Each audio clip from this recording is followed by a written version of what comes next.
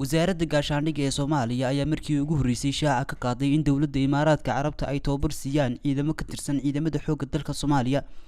Wasiirka wasaaradda gaashaandhigga dawladda federaalka ee Soomaaliya Maxamed Mursal Sheekh Cabdiraxmaan ayaa war-saxaafadeed uu soo saaray ku sheegay in dawladda Imaaraadka Carabta ay tababar siiso ciidamada Soomaaliya.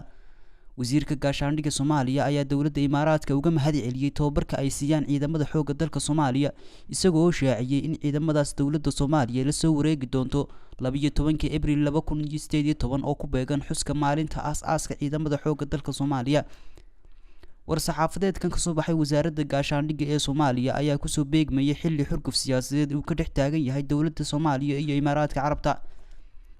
bilihii la soo dhaafay ay ahayd markii dawladda Soomaaliya golaha ammaanka ee qaramada midoobay iyo jaamacadda Carabta u gudbisay dacwad ka dhan ah dawladda Imaaraadka Carabta taas oo Soomaaliya ku sheegtay in Imaaraadka uu fargelin qaawan ku hayo Soomaaliya.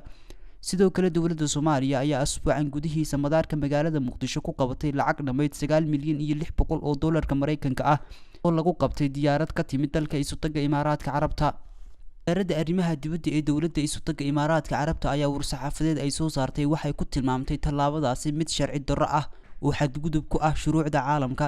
Imaaraadka ayaa sheegay in arrintaasi uu jabiyay is-afgarad ay gaadheen Soomaaliya iyo Imaaraadka Carabta sanadkii 2014 balse dawladda Soomaaliya oo dhankeeda iska difaacday eedeymahaasi ayaa sheegtay in boorsooyinkiina aanay ahayn kuwo diblomaasiyadeed.